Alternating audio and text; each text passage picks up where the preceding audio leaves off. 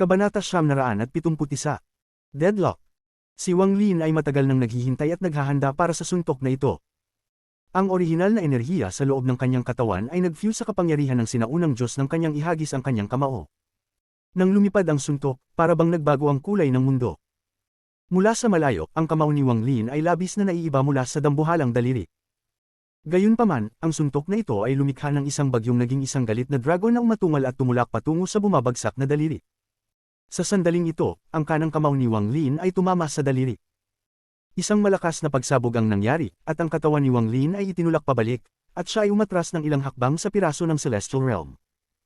Sa bawat hakbang na kanyang tinahak, nag-iwan siya ng mga bakas ng paa, at may mga tunog ng pagsabog na nagmumula sa kanyang katawan. Nang tumingin pabalik sa dambuhalang daliri, higit pang mga pulang liwanag ang pumutok mula rito hanggang sa ito ay matakpan ng mga ito. Ang suntok ni Wang Lin ay nagdulot ng pagkabasag sa dulo ng daliri, at ang daliri ay nagsimula ng huling yugto ng pagbagsak. Matapos ang ilang hakbang, walang awang tinadyak ni Wang Lin gamit ang kanyang kanang paa at tumulak patungo sa daliri. Rumor, rumor, rumor, rumor. 4 na suntok ang sunod-sunod na ipinagpag ni Wang Lin. Ang kapangyarihan ng sinaunang Diyos ay pumutok mula sa kanyang katawan at tumama sa daliri. Pagkatapos ng ilang sandali, ganap na naglaho ang daliri na may malakas na tunog at nagkalat sa mga hibla ng orihinal na enerhiya. Nagdulot ito ng maraming alikabok at nagpatuloy ang mga buhawi habang ito ay kumakalat. Sa Heavenly Fate Sect, sa ibabaw ng tuktok na may 7 kulay na mga singsing, ang mga mata ng All-Seer ay nagpakita ng kakaibang liwanag at siya ay bumulong, hindi ko inasahan na ang batang ito ay may ganitong kayamanang. Pagkatapos ay itinaas niya ang kanyang kanang kamay at pinaikot ito. Isang simoy ng hangin ang lumitaw at pagkatapos ay tinakpan ito ng 7 kulay na liwanag. Agad itong naging isang 7 kulay na Wind Dragon na umatungal at tumulak patungo sa langit. Ang 7 kulay na Wind Dragon ay may habang 1,000 talampakan, at habang ito ay gumagalaw, nagdulot ito ng isang malalaking bagyo. Nagdulot ito ng maraming alikabok habang gumagalaw, at maging ang mga ulap ay nagbigay daan sa kanya. Napakabilis nito, at sa halos isang iglap, ito ay malapit na kay Wang Lin. Ang ekspresyon ni Wang Lin ay lalong naging malungkot habang tinitingnan ng 7 kulay na dragon. Ang dragon na ito ay binuo lamang ng hangin at napakabilis. Naglalabas din ito ng isang malakas na aura, parang handa itong lamunin siya.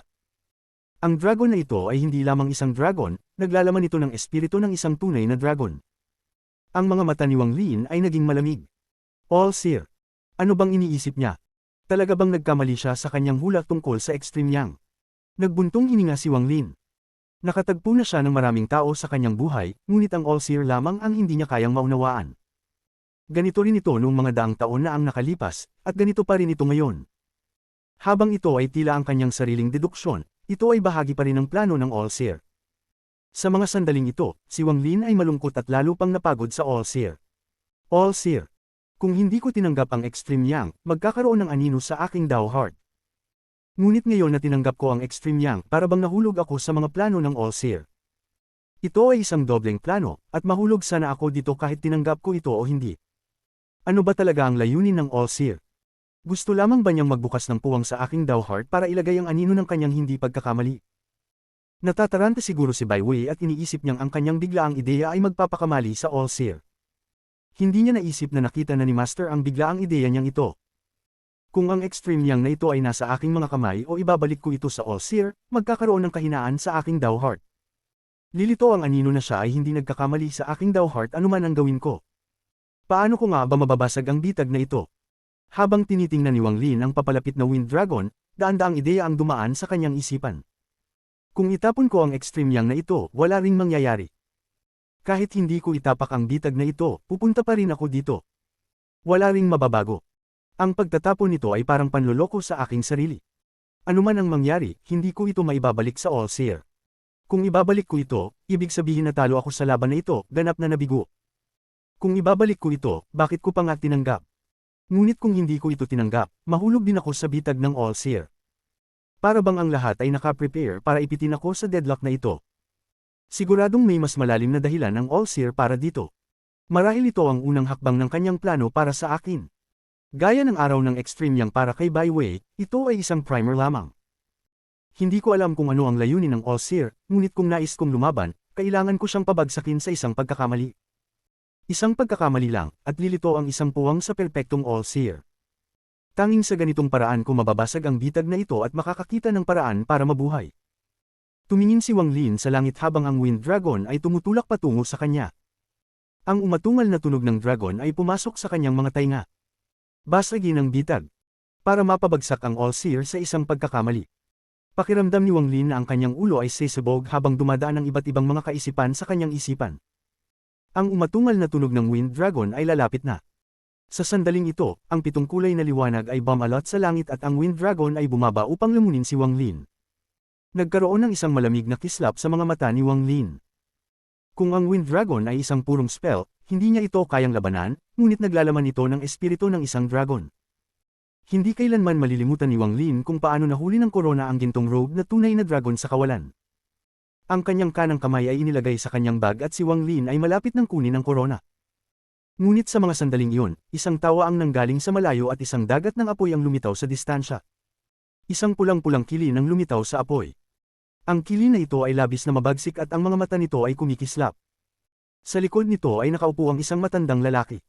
Siya si Sword Saint Ling Tianhao. Ang 4 na origin swords ay umiikot sa paligid ni Ling Tianhao. Ang matinding enerhiya ng espada na kanilang inilabas ay kayang punitin ang langit. Ang matinding sulyap ng kilin ay tumingin at hindi man lang nilingon si Wang Lin. Tinitingnan nito ang Wind Dragon na natatakpan ng 7 kulay na liwanag. Kung hindi dahil kay Ling Tianhao, tiyak na umatake na ito at nakipaglaban sa Wind Dragon. Tumalon si Ling Tianhao mula sa kilin at ngumiti sa langit. All-Seer, anong pagkakataon? Tinutulungan ko lang dumaan, ngunit hindi ko inisip na makikita ko na naman kayo na pinaparusahan ng inyong disipulo.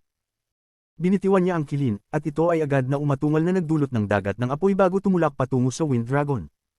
Ang Wind Dragon at ang kilin ay agad na naglaban. Ang nangyaring ito ay masyadong bigla. Kumislap ang mga mata ni Wang Lin at umatras siya ng ilang hakbang, at naglakip ng mga kamay kay Ling Tianhao. Magandang araw, Senior Sword Saint. Tinitingnan ni Ling Tianhao si Wang Lin nang may kahulugan. Ang paghanga ay nasa kanyang mga mata at sinabi niya, malaki ang iyong pagpapalakas upang matulungan ang All-Seer sa pagbabagong kapalaran. Kabanata 972. Grey-robed All-Seer. Naglaban ang 7 kulay na Wind Dragon at ang kilin na nagdulot ng walang katapusang mga alon ng ingay na kumalembang sa buong mundo. Ang 7 kulay na Wind Dragon ay patuloy na umuungal. Mas matindi ang kilin na pinalibutan ng dagat ng apoy. Ang mga apoy ay kumalat at hindi lamang pinatay ng hangin ang mga apoy, kundi lalong pinalakas pa ito. Gayunpaman, ang 7 kulay na Wind Dragon ay gawa sa hangin, kaya't wala itong pisikal na anyo. Kahit na mag-collapse ang katawan nito, agad itong magre-reform. Mayroon itong hindi matitinag na katawan ng dragon. Dahil dito, magkapantay ang lakas ng dalawang hayop. Ang malalakas na impact na kanilang nilikha ay hindi matitinag at hindi rin gaanong iba sa isang laban ng dalawang malalakas na cultivator. Nakatayo si Wang Lin sa Celestial Fragment. Sa isang galaw ng kanyang paa, ito ay lumiit at nagsimulang mag-ikot sa paligid niya bilang proteksyon. Bilang tugon sa mga salita ni Ling Tianhao, kalmado niyang sinabi, maraming salamat po, Senyor, sa inyong papuri. Nalilito din po ako sa nangyaring ito ngayon. Hindi ko alam kung anong ginawa ko upang ma-offend si Master at mag-cast siya ng spell upang patayin ako dito. Tumalungtang tumawa si Ling Tianhao at nagsabi, marami na akong nakita na ganitong pangyayari. Dati, iyon. Hindi na nakapaghintay si Ling Tianhao na magtapos, isang sinaunang boses ang umalangaw sa buong mundo. Ling Tianhao, masyado kang maraming sinasabi. Kaya kung tiisin ang lahat ng ginagawa mo, ngunit hindi mo maaaring pakialaman ang mga bagay ng aking Heavenly Fate Sect nang walang dahilan. Kung hindi ka aalis sa loob ng 3 hinga, huwag mong sisihin ang matandang ito na ako mismo ang magpapalabas sa iyo. Nag-roll ang mga mata ni Ling Tianhao, huminga ng malalim at sumigaw, All-Seer, akala mo ba natatakot ako sa iyo, ang Sword Saint? Kung gusto mong makipaglaban tayo. Gusto kong makita kung gaano ka nakalakas. Maingat na nakikinig si Wang Lin sa kanilang pag-uusap. Bagamat wala ang All-Seer sa harapan nila, sa kanyang mga kakayahan, isang saglit lang at makararating na siya. Matagal nang nalilito si Wang Lin sa isang bagay. Noon, napakahina niya upang pagtuunan ito ng pansin, ngunit ngayon na siya ay isang malakas na cultivator, hindi niya maitatanggi ang malaking agwat sa pagitan ni Ling Tianhao at ng All-Seer. Mas malakas si Ling Tianhao kaysa kay Blood Ancestor, ngunit kung ikukumpara kay Master Flamespark, Qing Shui, at iba pa, siya ay malayo pa sa kanila. Hindi maling sabihin na ang pagkakaiba nila ng All-Seer ay parang langit at lupa. Gayunpaman, matagal nang nagsisilbing kalaban si Ling Tianhao sa All-Seer. Labis na nalilito si Wang Lin tungkol dito. Habang pinapakinggan ang tono ng All-Seer, mukhang matagal na niyang tiniis ang paulit-ulit na mga ginagawa ni Ling Tianhao. Ano kayang lihim ang mayroon sila? Tahimik na nagmamasid si Wang Lin at binabantayan ang sitwasyon. Hindi ka sumunod sa kasunduan. Dahan-daang lumabas ang boses ng All-Seer. Bagamat walang bakas ng galit o saya sa kanyang tinig, sa paglitaw ng boses na iyon, bigla ang dilim na sumaubong sa kalangitan. Ang araw na dahan-daang sumisikat mula sa silangan ay tila ganap na natakpan ng isang malakas na spell. Sa isang saglit, ang buong mundo ay naging madilim. Ang mukha ni Ling Tianhao ay naging seryoso habang hinawi niya ang malalaking manggas at ang mga origin sword sa likod niya ay tumusok sa walang hangganang puwang, naglabas ng matinding sword energy. Paano kung hindi ko sundin ang kasunduan? All-Seer, kahit papalabisin mo ang Grey Robe, akala mo ba matatakot ako sa iyo? Huminga si Ling Tianhao ng malamig na paghinga. Pagkatapos ay ang kanyang kanang kamay ay nag-form ng seal at tinuro ang sword energy. Biglang bumulusok ang sword energy at kumalat sa buong mundo. Sa ilalim ng mga sinag ng sword energy, ang mundo ay muling lumiwanag. Naging parang dapit hapon ang lugar sa harap ni Wang Lin. Isang gray robe ang lumitaw sa abot tanaw. Ang anino nito ay nagbigay ng pakiramdam ng kalungkutan, ngunit may kasamang pagmamalaki. Dahan-daang naglakad ito patungo kay Ling Tianhao. Nang makita ni Wang Lin ang aninong ito, ang kanyang isipan ay nanginginig. Nakita niya na ang Grey Robe ay walang iba kundi ang Grey Robe All-Seer na nagturo sa kanya ng Celestial Slaughter Art. Ang mga mata ng Grey Robe All-Seer ay malamig at may kasamang isang pakiramdam ng kalungkutang pagmamalaki. Bago pa man siya dumating, iniangat niya ang kanyang kanang kamay at hinawakan ang walang hangganang puwang. Ang walang katapusang dilim ay tila gumalaw at nagtipon patungo sa kanyang kamay. Ang eksenang ito ay napaka-odd. Hindi tulad ng mist na gumagalaw, ang dilim ay isang likas na pag-iral na dulot ng kakulangan sa liwanag. Paano kaya nagtipon ang dilim? Ngunit ngayon, malinaw na nakita ni Wang Lin ang dilim na gumagalaw at nagtitipon. Ang kakayahang sumipsip ng liwanag. Ang mga mata ni Wang Lin ay punong-puno ng gulat. Ang walang katapusang dilim ay nagtipon sa kamay ng Grey Robe All-Seer at naging isang itim na espada na kasing lapad lamang ng isang daliri. Hindi nag-aksaya ng oras ang Grey Robe All-Seer sa pagsasalita kay Ling Tianhao at agad na inihagis ang espada. Sa sandaling iyon, isang matinding enerhiya ng pagpatay ang nagtipon sa buong mundo. Hindi lamang isang strand ng slaughter energy, kundi 10 strands. 10 strands ng tunay na celestial slaughter energy. Hindi katulad ng hindi kumpletong slaughter energy na nabuo ni Wang Lin sa pamamagitan ng celestial slaughter art. Ito ay isang tunay na strand ng slaughter energy na nabuo mula sa katawan at origin soul ng isang cultivator na nakapagpino ng higit sa 1,000,000 strands ng slaughter energy. Ito ay isang tunay na strand ng slaughter energy. Ang mukha ni Wang Lin ay naging malungkot habang tinitingnan ng Grey Robe All-Seer at ang 10 strands ng slaughter energy. Hindi niya maiwasang mag-isip na kung hindi siya napansin agad, magiging isa siya sa mga strand ng slaughter energy na ipinadala ng Grey Robe All-Seer. Habang iniisip niya ito, nalamang si Wang Lin na para siyang tinamaan ng kidlat, at bigla niyang naisip ang isang bagay. Huwag. Hindi ibig sabihin na hindi pa nagkamali ang All-Seer noon. May malalim na kahulugan sa pagtuturo niya sa akin ng Celestial Slaughter Art. Iyon ang unang palatandaan ng ginawa niyang katulad ng ginawa niya kay Bai Wei na para sa akin. Ang All-Seer noon ay ang perpektong nilalang na hindi kailanman magkakamali.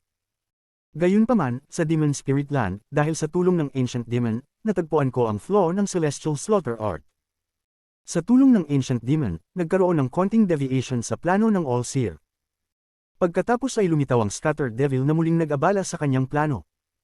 Sa huli, nakita ko ang karma ng Celestial Slaughter Art at nagdesisyon na isuko ang malakas na slaughter energy. Iyon ang unang pagkakataon na nagkamali ang All-Seer habang nagpaplano laban sa akin. Ang mga mata ni Wang Lin ay kumislap at nakaramdam ng kaliwanagan habang tinitingnan ng Grey Robe All-Seer. Kahit mabanggit ang mga ito ng mabagal, tumakbo lahat ng ito sa kanyang isipan ng mabilis. Ang All-Seer ay nagkamali na sa isang pagkakataon habang nagpaplano laban sa akin, kaya't bagamat nakita niya ang araw ng aking pagbabalik, hindi niya nabilang ang aking aktwal na cultivation level. Ang mga mata ni Wang Lin ay naging malamig. Huminga siya ng malalim at ang mga mata niya ay napuno ng kilanawan. Bagamat hindi malaki ang pagkakamali na iyon, maaari pa rin itong ituring na isang pagkakamali para sa All-Seer.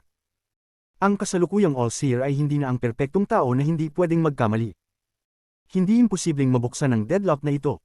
Dahil nagkamali siya minsan, maaari pa siyang magkamali ulit. Ang mga mata ni Wang Lin ay naging malamig. Ang ekspresyon ng Grey Robe All-Seer ay nanatiling kalmado, halos walang pakialam. Ang 10 strands ng slaughter energy ay mabilis na tumutok patungo kay Ling Tianhao. Si Ling Tianhao ay huminga ng malamig at initaas ang kanyang kamay at sumigaw, "Sacrifice, Whole, Break." Break second style, ang blade sa likod ng bata. Itinaas ang kanyang kanang kamay at itinutok sa langit. Ang apat na origin sword sa likod ng kanyang katawan ay mabilis na umikot at nagsama sa isang espada. Sa isang saglit, ang apat na origin swords ay nagsama at naglabas ng isang matigas na liwanag. Isang batang lalaki na 7 o 8 taon gulang ay lumitaw mula sa sword energy na may malaking, purple na espada sa kanyang likod. Ang anyo ng espada ay kakaiba. Ito ay nakakurba tulad ng isang ahas. Matinding celestial spiritual energy ang nagmumula sa espada at parang bumuo ng hugis ng isang dragon. Sa sandaling nakita ni Wang Lin ang kurbadong espada, kumislap ang kanyang mga mata. Rain Celestial Sword. Tinitingnan ni Wang Lin ang Serpentine Sword at agad niyang nakilala ito bilang Rain Celestial Sword. Ang Rain Celestial Sword ay nahahati sa 4 na espada, at 2 sa mga ito ay ninakaw. Ang Serpentine Rain Celestial Sword ay ang kinuha ni Ling Tianhao. Ang batang lalaki ay lumakad papunta at nakaharap sa Grey Robe All-Seer. Nagsagawa si Ling Tianhao ng seal at tinuro. Agad na binuksan ng batang lalaki ang kanyang mga mata at isang nakakatakot na tingin ang nagpakita. Habang gumalaw ang katawan ng batang lalaki, ang Serpentine Rain Celestial Sword ay lumipad patungo sa 10 strands ng slaughter energy na ipinadala ng All-Seer. Sa isang saglit, kumislap ang Serpentine Rain Celestial Sword at isang dambuhalang ahas ang lumitaw. Yumong ito habang naglalabas ng malansang amoy, at isang malakas na hangin ang nagwakas patungo sa harapan. Ang ekspresyon ng Grey Robe All-Seer ay nanatiling walang pakialam habang ang 10 strands ng slaughter energy ay nakipagbanggaan sa bagyong nilikha ng Python. Nang magbanggaan sila, nagkaroon ng hindi inaasahang pagbabago ang 10 strands ng slaughter energy na nagdulot ng pagbabago sa mukha ni Wang Lin. May isang mabilis na flash ng itim na liwanag at ang 10 strands ng slaughter energy ay naging 10 figure. May mga lalaki at babae, matanda at bata, ngunit lahat sila ay may mabagsik na tingin.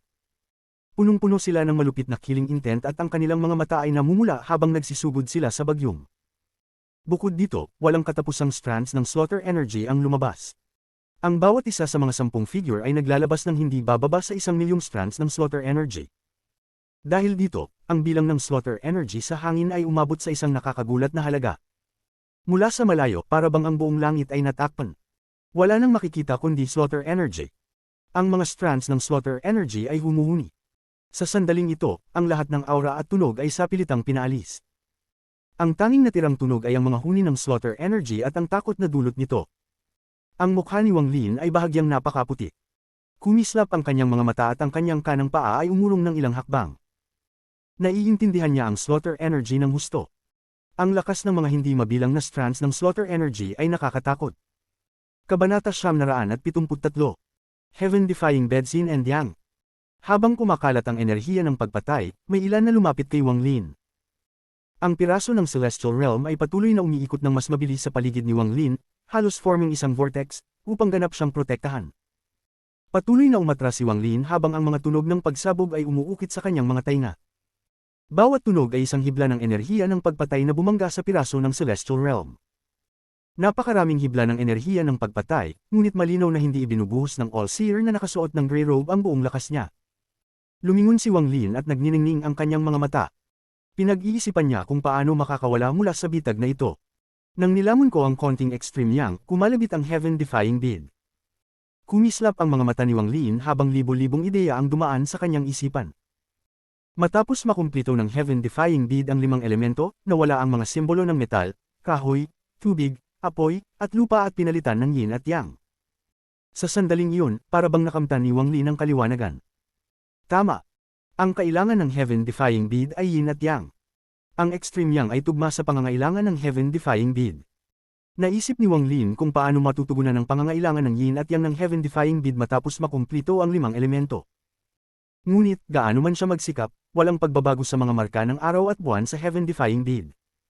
Wala namang makakakita ng heaven-defying bid ko, gaano pa man kahusay ang kakayahan ng All-Seer. Lalo pat hindi niya alam na magagamit ko ito upang lunukan ang extreme yang. Kaya't magkakamali siya sa kanyang kalkulasyon at maaari kong sirain ang plano niyang ito. Lumingon si Wang Lin at tumingin ng malamig sa Grey Robe All-Seer. Habang iniisip niya ito, lalong nagiging posible. Tungkol naman sa pagkakataon na makita ang heaven-defying bid.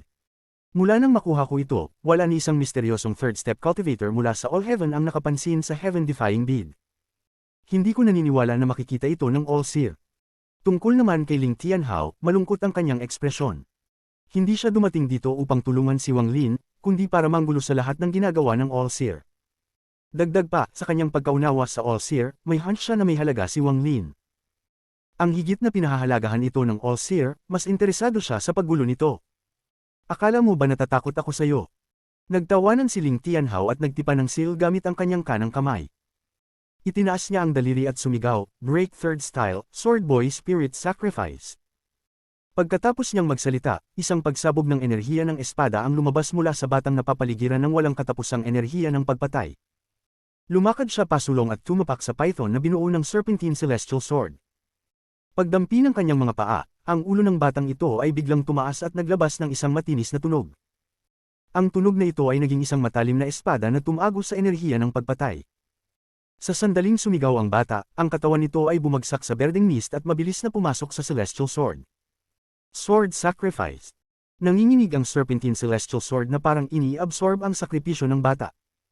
Isang himnang espada na kayang tumagos sa mataas na langit ang lumitaw at sumugod patungo sa enerhiya ng pagpatay na may hindi maipaliwanag na lakas. Rumble, rumble. Isang serye ng mga tunog na parang lindol ang umuukit sa paligid at malalakas na bagyong dumaan sa lugar. Habang patuloy ang mga epekto ng pagbangga, ang mga hibla ng enerhiya ng pagpatay ay nagsimulang maglaho sa ilalim ng espada ng enerhiya. Sa sandaling ito, ang buong mundo ay napalibutan ng enerhiya ng espada. Isang vortex ng enerhiya ng espada ang nabuo mula sa lahat ng enerhiya ng espada sa paligid ni Ling Tianhao.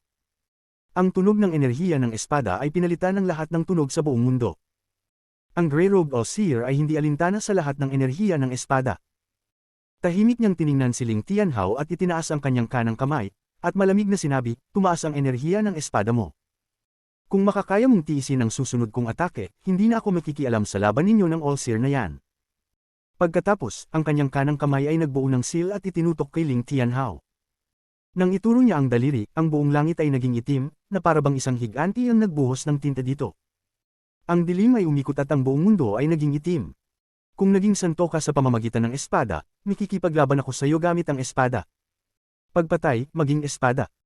Ang tinig ng Grey Robed All-Seer ay matamlay, ngunit sa sandaling dama po ang kanyang daliri, ang hindi mabilang na mga hibla ng enerhiya ng pagpatay ay nagtipon papunta sa kanya ng mabilis. Ang mga hibla ng enerhiya ng pagpatay na ito ay bawat isa ay isang buhay.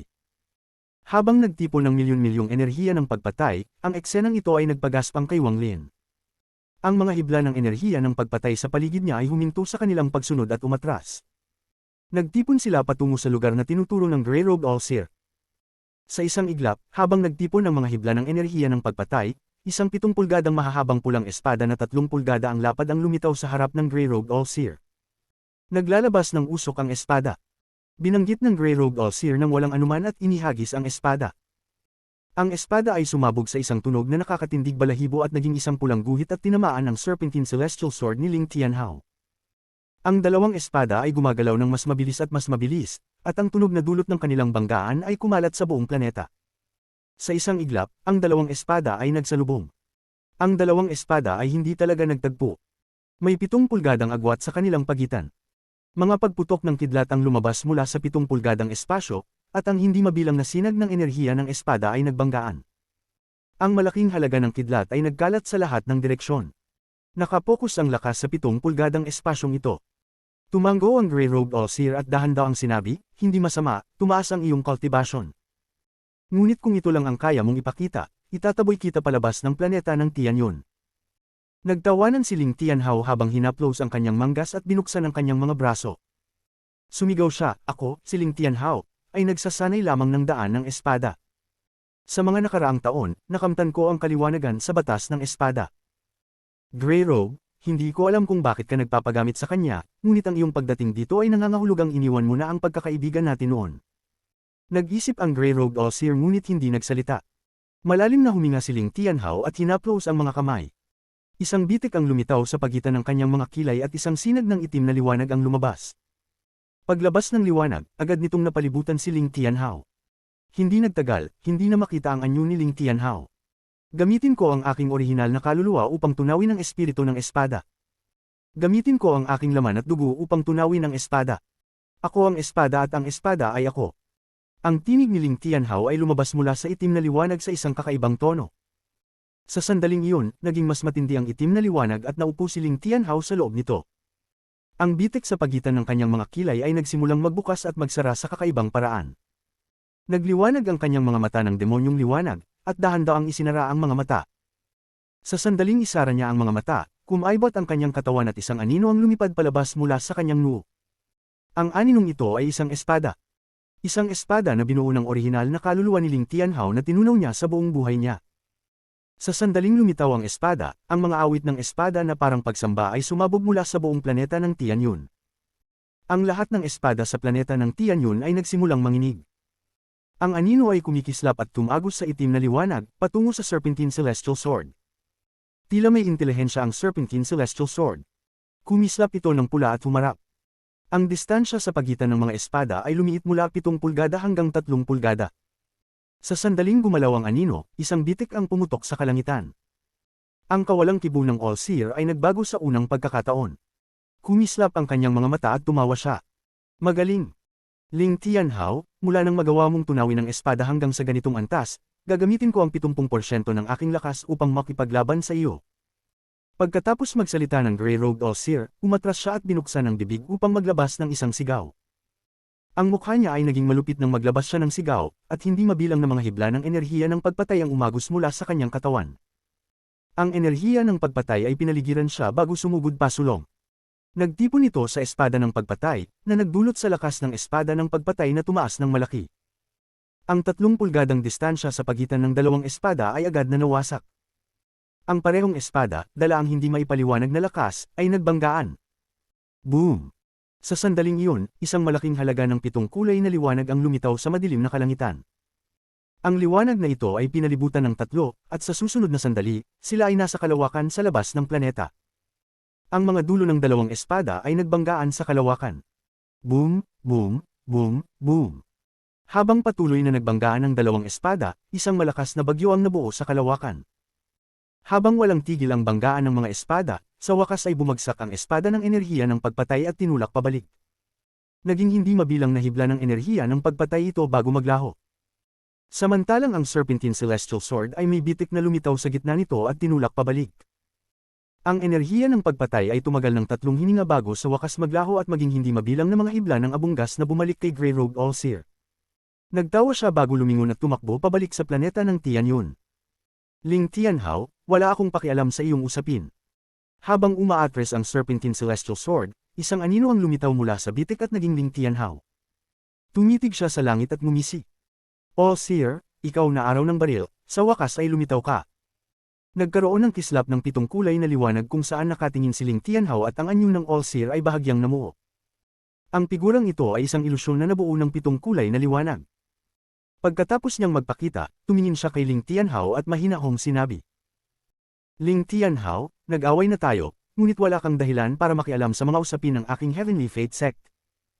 Kabanata 974. The Saintress of Brilliant Void. Ipinagpag ni Ling Tianhao ang kanyang mga mata at ngumisi habang hindi tinitingnan ng All-Seer. Sa halip, ang mga mata niya ay napunta kay Wang Lin, at sumigaw siya, Wang Lin, nawawala ang isang elder sa Dalu Sword Sect ng matandang ito. Nais mo bang maging isang elder ng Dalu Sword Sect? Nagkunot ang noo ng All-Seer. Ang mga mata ni Wang Lin ay kumislap. Daang-daan ng mga ideya ang dumaan sa kanyang isipan bago siya nag-ipon ng mga kamay at nagsabi, salamat po. Tiningnan ni Ling Tianhao ang All-Seer at ngumisi. All-Seer, ayon sa ating kasunduan, may dahilan na akong makialam. Nag-relax ang mga kilay ng All-Seer. Pagkatapos mag-isip ng saglit, ngumiti siya at tiningnan si Wang Lin ng malalim bago nagsabi ng kalmado, ganoon ba? Sige, kalimutan na natin. Nagbitiw siya ng mga salita at naglaho sa isang sinag ng 7 kulay na liwanag. Ang eksenang iyon ay nagdulot ng pagkabigla kay Wang Lin. Tinutok niya ang kanyang mata sa lugar kung saan nawala ang All-Seer at nagsimulang mag-isip. Ang ekspresyon ni Ling Tianhao ay agad na naging malungkot at nagkunot siya ng noo. Sa huli, tinapik na lang niya ang kanyang bag ng paghawak at 5 kabibi ng pagong ang lumitaw. Ang mga ito ay umikot sa kanyang kamay, at paminsan-minsan ay gumagawa siya ng mga hand sails. Di nagtagal, ang ekspresyon ni Ling Tianhao ay lalo pang naging malungkot at mamurming, yung salbaheng All-Seer na yon, anong ibig niyang sabihin sa ginawa niyang yun? Habang nag-iisip, tinitigan niya si Wang Lin. Kung si Wang Lin ay pinaplano ng ganito ng All-Seer, ibig sabihin, siya ay may malaking halaga. Hinihinala ko na siya ay may malaking kahalagahan sa daan ng All-Seer. Lalo na't ang taong ito ay bahagi ng Vermilion Bird Series. Malaki ang ibig sabihin ng plano ng All-Seer laban sa kanya, kung hindi siya maghahangad ng mag-away laban sa 4 Divine Sect para lang sa kanya. Kung magtagumpay ang plano niya, maaari siyang makakuha ng kapangyarihang kayang magpatibok ng Four Divine Sect. Kung totoo ito, kailangan kong pigilan ng matandang salbaheng iyon. Kung hindi, kung magtagumpay ang All-Seer, wala na akong pag-asa na baliktarin ito sa buong buhay ko. Mabilis na dumaan ang mga pag-iisip ni Ling Tianhao. Ngunit kung si Wang Lin ay talagang ganoon kahalaga sa kanya, bakit siya umalis ng ganun-ganun lang? Wala pang kahit anong hula na lumabas. Kakaiba. Huminga ng malalim si Ling Tianhao at tinitigan si Wang Lin, saka dahan-dahang nagsabi, Wang Lin, kung hindi ako dumating para tulungan ka ngayon, hindi pa rin magtatangkang patayin ka ng All-Seer ng basta-basta. Sa lahat, bahagi ka ng Vermilion Bird Series. Patuloy pa rin ang pag-iisip ni Wang Lin tungkol sa relasyon ni Ling Tianhao at ng All-Seer mula sa simula hanggang sa ngayon. Sa puntong ito, nag-ipon siya ng mga kamay. May 3 tao sa Vermilion Bird Series, at isa lamang ako sa kanila. Sa madaling salita, ang Junior ay magpapasalamat sa tulong ni Sword Saint. Tumango si Ling Tianhao at ngumiti. Noong umakyat sa kapangyarihan ng Vermilion Bird Holy Emperor, ako ay isang bata pa. Ipinagkaloob niya ang kanyang kabutihan sa akin noon, ngunit matagal na iyon at baka hindi na niya maalala. Ikaw ay bahagi ng Vermilion Bird Series, at kung makakakita ka ng tamang pagkakataon, ikaw ang magiging susunod na Vermilion Bird Holy Emperor. Mabuti na tayo'y mag-usap bilang mga magkapantay. Sa huli, hindi ka na disciple ng salbaheng old man na iyon, ang All-Seer. Tahimik na nagsabi si Wang Lin, ang Sword Saint ay magalang. Kung ganito nga, makikinig ako sa Sword Saint. Tumawa si Ling Tianhao at ini-extend ang kanyang kamay. Kapatid na Cultivator Wang, sumama ka sa matandang ito papunta sa planetang Dalu. Kapag bumukas na ang Tide Abyss, pupunta tayo sa Celestial Cave. Ngumiti si Wang Lin at tumango. Mangyaring manguna. Agad nilang pinabilis ang kanilang galaw. Ang planetang Dalu ay hindi malayo at sila ay parehong malalakas na cultivators kaya mabilis silang nakarating. Hindi nagtagal ay lumitaw ang planetang Dalu sa kanilang harapan. Sa kanilang paglalakbay, hindi binanggit ni Ling Tianhao ang tungkol sa mga disciples na pinatay ni Wang Lin. Para bang nakalimutan na niya ito. Sa halip, nakipag-usap siya kay Wang Lin tungkol sa mga celestial spells at daos. Maaaring ito ang unang pagkakataon na nagkaroon sila ng misensinang pag-uusap. Sa buong paglalakbay, bagamat hindi masyadong nagsalita si Wang Lin, ang mga sinabi niya ay nagpahanga kay Ling Tianhao. Talaga namang karapat-dapat si Wang Lin na maging bahagi ng Vermilion Bird Series. Hindi lang sa lakas ng kanyang cultivation, pati na rin sa kanyang pananaw at pagkaunawa. Habang sila ay nag-uusap, patuloy ding nag-iisip si Wang Lin tungkol sa Extreme Yang at gumawa ng isang plano. Matagal niyang pinag-isipan at hindi niya moari kung bakit basta-basta na lang iniwan ng All-Seer ang bagay na ito. Gayunpaman, may malabong hula si Wang Lin na ang aksyon ng All-Seer ay hindi nakatuon sa kanya. Pero, tumingin si Wang Lin kay Ling Tianhao na nasa likod niya. Si Ling Tianhao ba ito? Mula sa malayo, ang planetang Dalu ay tila puno ng sword energy bukod pa sa pagiging asol. Ang sword energy na iyon ay mukhang magulo at kumakalat. Ngunit, kapag umabot na sa isang tiyak na antas ang cultivation, mapapansin mo na hindi karaniwan ang sword energy na ito. Hindi ito nilalabas ng mga cultivator, kundi ng planetang Dalu mismo. Dahil dito, mukhang magulo ito. Ngunit napansin ni Wang Lin na kung may magtutok sa sword energy na ito, magiging napakalakas ito. Ang planetang Dalu ay hindi kabilang sa lugar ng planetang Tianyon. Ang matandang ito ay gumugol ng maraming pagsisikap upang tuparin ang isang personal na hiling mula sa Brilliant Void Cultivation Sect at bilang gantimpala ay nakuha ang planetang ito. Ang planetang ito ay galing sa isang ilusyonaryong planeta na laging nasusunog sa Brilliant Void Hell. Ang ilusyonaryong planetang iyon ay napakalaki, libu-libong beses na mas malaki kaysa sa planetang Tianyon. Ginawa itong espada ni Master Void Spirit ng Brilliant Void Cultivation Sect. Kaya't nabuo ang planetang Dalu. Tahimik ang boses ni Ling Tianhao, ngunit may bahid ng pagmamalaki. Sa isang insidente, ang ilusyonaryong planeta ay bumagsak, at ang planetang Dalu ay isang piraso mula sa bumagsak na planeta. Brilliant Void. Nagbago ang ekspresyon ni Wang Lin. Ito ang ikalawang pagkakataon na narinig niya ito. Ang unang pagkakataon ay mula kay Qing Shui. Tila ang Alliance Star System ay dati ng tinatawag na Brilliant Void Star System. Culture Sect. Maaaring isang sect na tinatawag na Brilliant Void. Naisip ni Wang Lin. Ang Brilliant Void Cultivation Sect ay ang tanging rank siyam na cultivation planet sa Alliance. Ngunit tinatawag lang itong Brilliant Void Cultivation Sect ng lahat. Nakita ni Ling Tianhao ang kalituhan ni Wang Lin at dahil dito, nagbigay siya ng paliwanag. Sila lang ang nagpapanatili ng lumang pangalan ng Brilliant Void. May alaala sa mata ni Ling Tianhao. Sa Alliance Star System, kapag umabot na ang isang tao sa isang tiyak na level ng cultivation, maaari siyang pumili na huwag sumali sa Cultivation Alliance. Ngunit, igagalang pa rin siya ng Brilliant Void Cultivation Sect. Isang karangalan ng maimbitahan nila. Tuwing 3,000 taon, nagpapadala ang Brilliant Void Cultivation Sect ng 3 invitation jade sa mga kilalang cultivators upang imbitahan silang magtulungan sa Brilliant Void Hell. Noong mga panahong iyon, ako at ang All-Seer ay sabay na nakatanggap ng imbitasyon. Brilliant Void, tahimik na inisip ni Wang Lin ang sinabi ni Ling Tianhao. Pagkalipas ng ilang sandali, kumislap ang kanyang mga mata at nagsabi, dahil tuwing 3,000 taon may pumapasok, ipinapalagay ko na ang mga tao mula sa Brilliant Void Cultivation Sect ay lumalabas din. Oo, may mga taong lumalabas. Naalala mo ba yung babaeng mukhang mortal nang unang bumalik ka? Noong panahong iyon, ang ikatlong tao na sumama sa akin at sa All-Seer ay siya. May kasama siyang babaeng disciple, at kung hindi ako nagkakamali, siya ay mula sa Brilliant Void Cultivation Sect. Nagulat si Wang Lin. Ang unang pumasok sa isip niya ay ang babaeng nakapink na nag-anyaya sa kanya. Ang Brilliant Void Cultivation Sect ay nagpapanatili ng isang sinaunang tradisyon. Palaging may Brilliant Void Saintress. Hindi ko lang alam kung siya na nga ang Saintress. Brilliant Void Saintress. Pinisil ni Wang Lin ang kanyang mga templo. Lahat ng sinabi ni Ling Tianhao ay mga bagay na hindi pa niya naririnig dati. Ang Four Divine Sect ninyo ay ang nangungunang puwersa ng Brilliant Void noong mga nakaraang panahon. Sayang. Umiling si Ling Tianhao at hindi na tinuloy ang sinabi. Ngunit ang mga salitang iyon ay nagdulot ng pagyugyug sa isipan ni Wang Lin nang marinig ito. Ang Four Divine Sect ay dating overlord ng Brilliant Void. Napag-isip ni Wang Lin noon ang lakas ng Four Divine Sect, ngunit tila malayo pa sa kanyang imahinasyon ang kanilang kapangyarihan. Habang patuloy silang gumagalaw, unti-unting lumalapit ang planetang Dalo. Ito ang unang pagkakataon ni Wang Lin na makarating sa planetang Dalo. Habang lumalapit, mas nararamdaman niya ang walang katapusang sword energy na patuloy na inilalabas. Ang karamihan ng planeta ay tinatayuan ng mga karagatang sakop, at ang tanging sekta sa planetang ito ay ang Dalo Sword Sect. Ang mga tore ay isa-isang lumitaw sa harap ni Wang Lin. Ang mga disciples ng Dalo Sword Sect ay lumipad pataas. Sila ay napakarami, at hindi bababa sa 10,000 ang mga ito. Ngunit ang ikinagulat ni Wang Lin ay karamihan sa kanila ay nasa ascendant stage.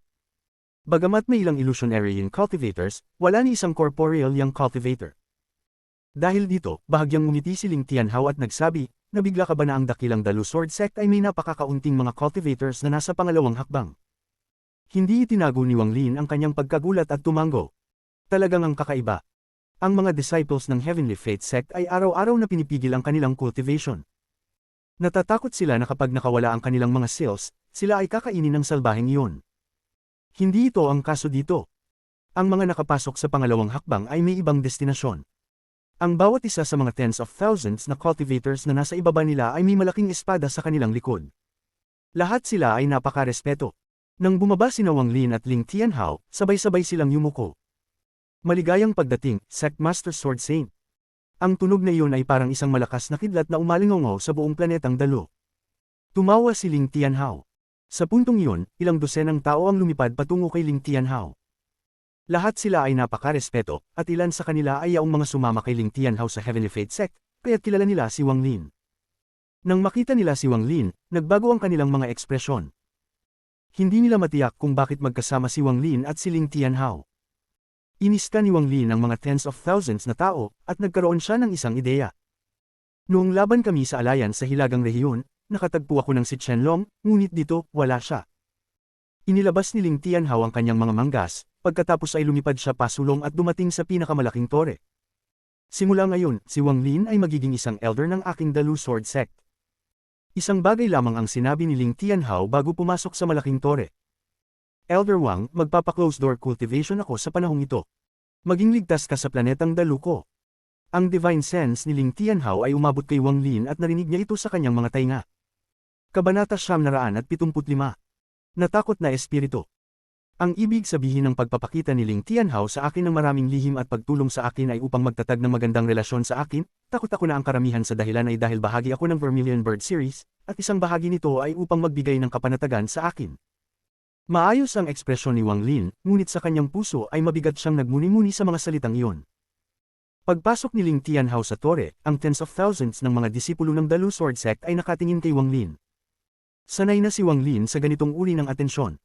Maayos na kumalat ang kanyang divine sense sa lahat ng direksyon na parang isang bagyong dumaan. Ang divine sense ng isang early-stage Nirvana Scryer cultivator ay hindi kayang salagin ng mga disipulo ng Dalo Sword Sect. Sa isang saglit ng kanyang divine sense, nagbago ng malaki ang ekspresyon ng lahat ng mga disipulo ng Dalu Sword Sect. Tumingin sila kay Wang Lin nang may paggalang sa kanilang mga mata. Tahimik na sinabi ni Wang Lin, nasaan ang matandang lalaki? Isang maganda at batang babaeng cultivator ang mabilis na lumapit at tumigil sa 100 talampakan mula kay Wang Lin. Magalang niyang sinabi, nagpapakumbabang paggalang po, Elder. Bigla pong dumating si Elder, kaya, karaniwan po, ang mga elders ay pumipili ng kanilang sariling mga tirahan, medyo matigas ang boses ni Zhou Shu. Isang hakbang na ginawa ni Wang Lin at siya'y biglang nawala.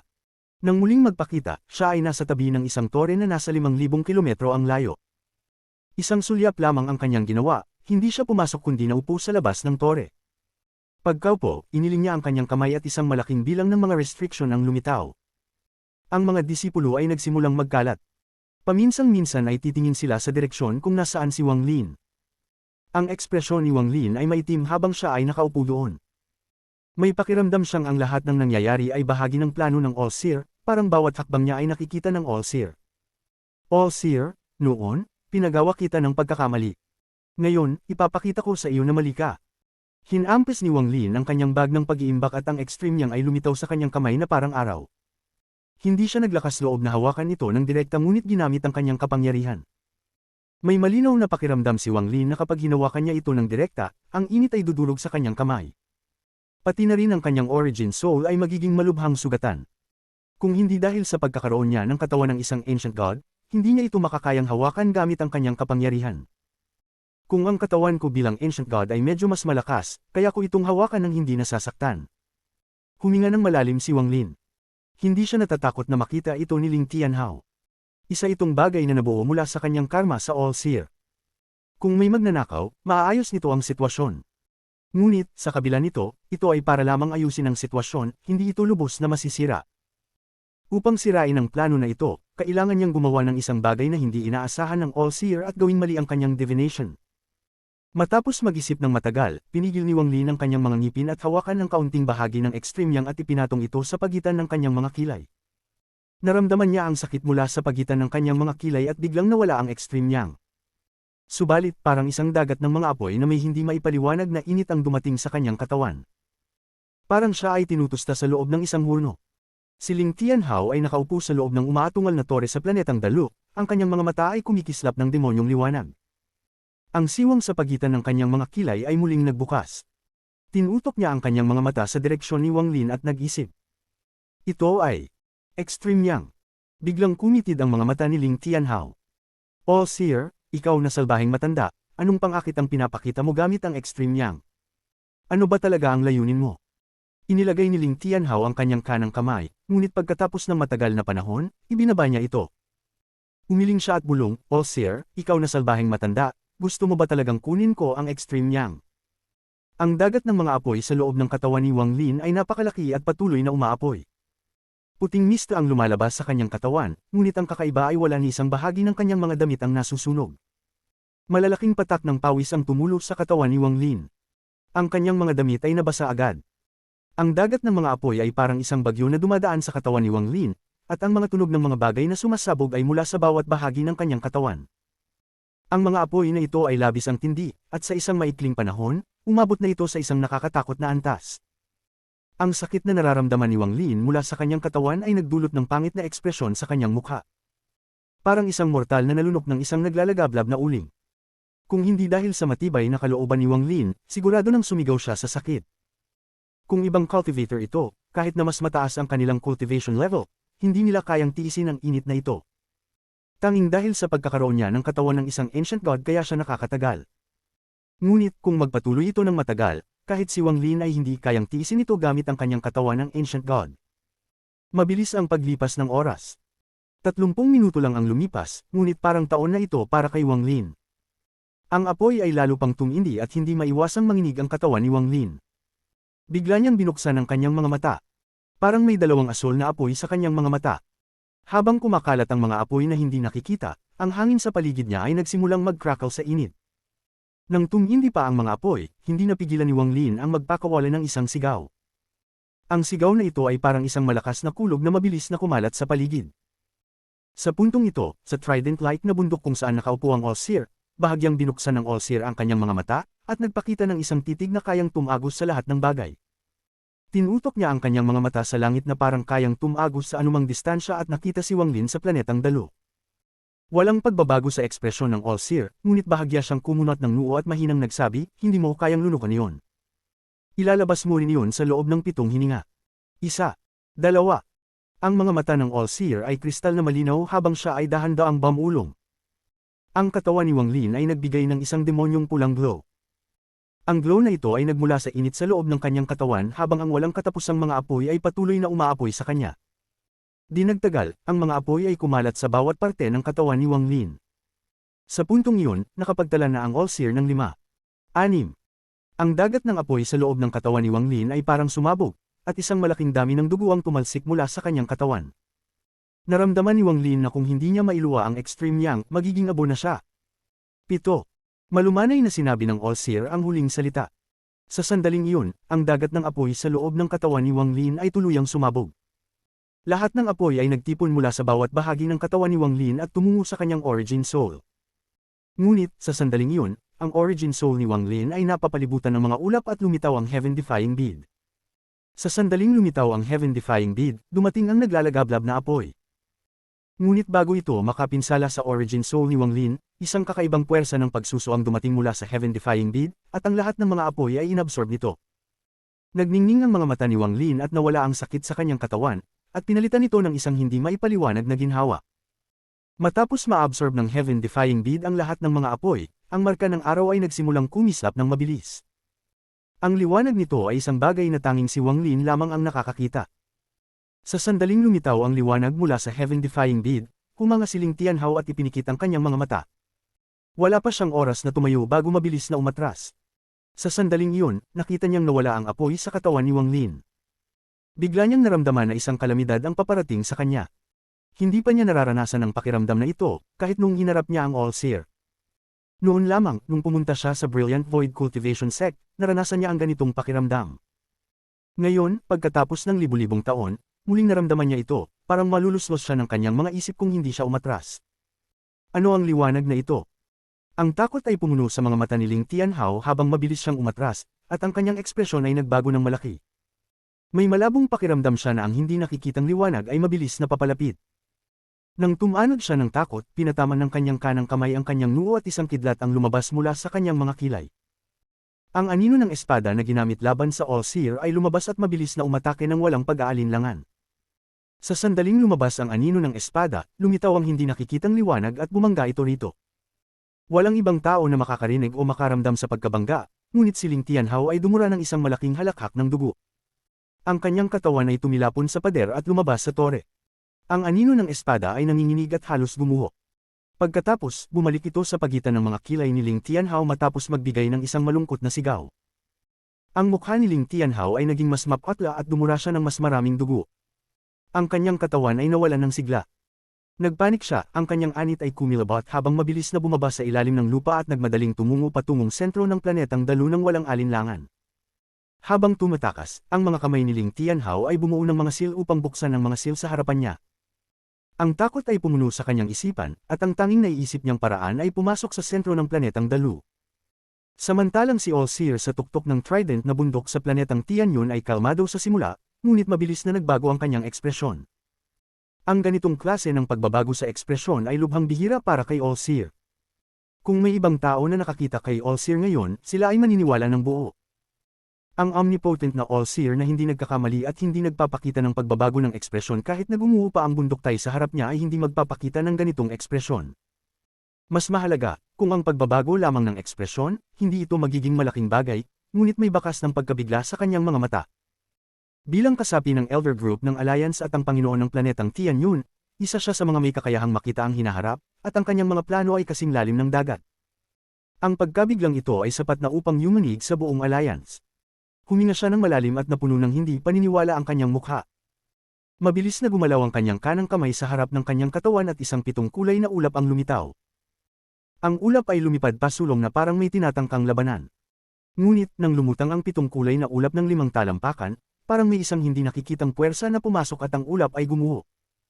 Matapos gumuho ang ulap, lumitaw ang isang kamay mula sa kawalan at walang awa na sinubukang agawin ng All-Seer. Kabanata 976. Heaven-defying bid muling nagbubukas, 2. Tumigil sandali ang malaking kamay, tumigil sa pagkalat, at muling lumitaw mula sa walang hanggan. Mabilis itong nag-abot patungo kay All-Seer. Ang liwanag ng pagbabayang panghula sa mata ni All-Seer ay naging mas malakas, at iniabot ng kanyang kanang kamay ang tridente. Ang tridente ay lumiko at muling dumaan patungo sa malaking kamay. Ngunit, bago pa nito matagos ang malaking kamay, bigla itong lumiko at hinawakan ang tridente. May malakas na tunog ng pagkabagsak at pagkatapos ay mga tunog ng pagputok mula sa tridente. Ang pilak na liwanag ay sumabog mula sa tridente at tinanggap ng malaking kamay. Tumatagal lang ito ng sandali bago pinakawalan ng malaking kamay ang pagkakahawak nito. Hindi na nito alintana ang tridente at diretsyong tinutok ang kamay kay All-Seer. Papalabas na si All-Seer nang biglang ang malaking kamay ay humawak sa walang hanggan. Sa paghawak na ito, ang katawan ni All-Seer ay nanginginig na parang isang hindi nakikitang kamay ang humawak sa kanya. Matapos hawakan ng malaking kamay si All-Seer, ito ay walang awa nitong piniga. Ang katawan ni All-Seer ay nanginginig at isang malaking bilang ng mga multo ang lumitaw. Sa sandaling lumitaw ang mga multo, sila ay sinipsip ng kamay. Ang pag-absorb na ito ay ilang ulit na mas mabilis kaysa sa rate ng pagpapalabas ni All-Seer ng mga multo. Dahil dito, ang pagkawala na dinanas ni All-Seer ay hindi maipaliwanag.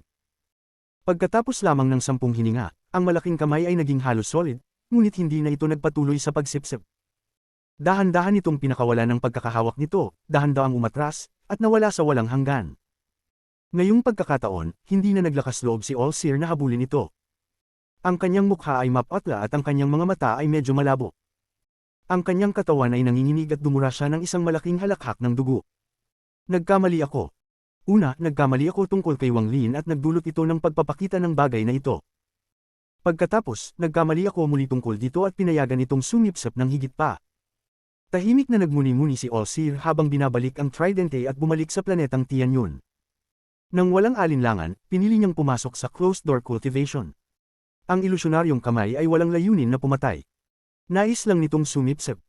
Kapag nakapagsipsip na ito ng sapat, umalis. Sa kasamaang palad, nahulaan ko ang unang kalahati ngunit hindi ang ikalawa. Ang kamay na iyon ay hindi isang patay na entidad, ito ay isang bagay na kontrolado ng isang espiritu. Si All-Seer ay ngumiti ng malungkot. Kung hindi siya nagtakda ng inisyatiba para umatake, hindi sana ganoon kalaki ang kanyang pagkawala. Ngunit ngayon, wala siyang magawa kundi magbunyi. Nahuli lang ako ng malaking kamay sa loob ng 10 hininga, ngunit kung ito ay ibang Nirvana Shatterer na nag-eensayo, tiyak ay naubos na ang kanilang laman, dugo, at pinagmulan ng kaluluwa. Habang siya ay bumubuntong hininga, si All-Seer ay mukhang mas matanda. Alam niyang ang nawala sa kanya ay hindi lamang ang kanyang pinagmulan ng enerhiya. Ngayon ay may bitik sa kanyang perpektong Dao Heart. Bago ito, isa lang ang pagkakamali ko sa aking buhay.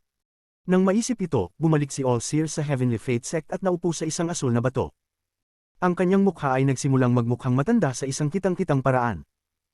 Noong araw, nagkamali ako sa paghula tungkol sa grupo ng mga Elder ng Alliance, at nagkaroon ng bitik sa aking Dao Heart. Pagkatapos ay nagkaroon ako ng pagkakataong makatagpo. Siya. Bagamat isang sulyap lang, nagkaroon ako ng kaliwanagan. Ang bitik sa aking Dao Heart mula sa aking pagkakamali ay nagpakita ng mga palatandaan ng paggaling. Pagkatapos ng ilang dekada ng pag-unawa, ang aking Dao Heart ay muling naging buo. Bubuuin ko ang sarili kong Dao ng kalangitan upang palitan ang Dao ng kalangitan. Ngunit, nagkamali ako ng 2 beses sunod-sunod. Ipinakita ni All-Seer ang isang mapait na ekspresyon.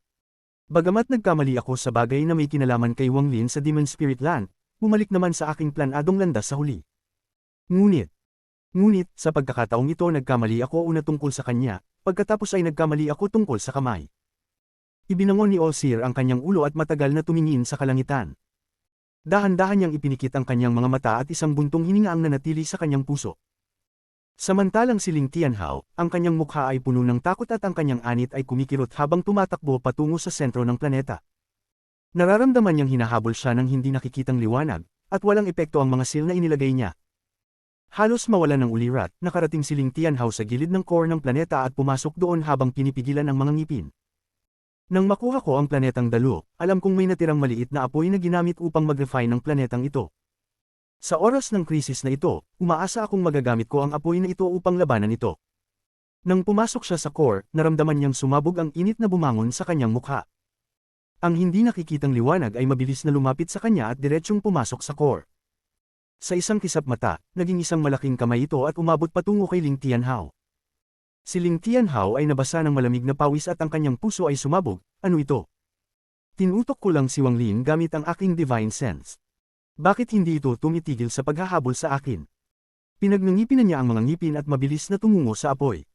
Mabilis siya, ngunit bago pa siya makarating sa apoy, ang malaking kamay sa likuran niya ay malumanay na umalag. Dumura si Ling Tianhao ng isang malaking halakhak ng dugo, ngunit naging mas mabilis siya at nakita ang apoy sa harapan niya. Ang apoy ay hugis itim na vermilion bird. Walang awa niyang pinigilan ang kanyang mga ngipin at tinungo ang vermilion bird, ngunit bago pa siya makalapit sa apoy, ang malaking kamay ay malumanay na humawak. Sa sandaling iyon, nanginginig ang katawan ni Ling Tianhao. Nararamdaman niyang may malakas na puwersa mula sa lahat ng direksyon na naglock sa kanya sa lugar. Pagkatapos, ang malaking kamay ay walang awa nitong piniga, at ang mukha ni Ling Tianhao ay naging mapata. Nararamdaman niyang ang kanyang laman, dugo, pinagmulan ng enerhiya, pati na ang kanyang pinagmulan ng kaluluwa at kaluluwa ay hinihigop. Wala siyang magawa, gaano man siya kalakas kumilos. Pagkalipas ng 6 na hininga, lumaki ang mga mata ni Ling Tianhao at ang kawalan ng pag-asa ay sumikop sa kanyang mga mata. Sa sandaling ito, hindi na siya makakahiyaw.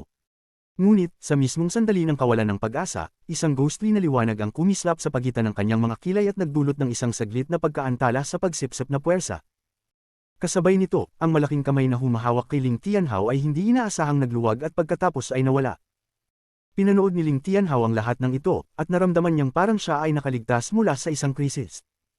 Hindi niya alam na kung hindi sana masyadong naubos ang Osir, ganap siyang matutunaw.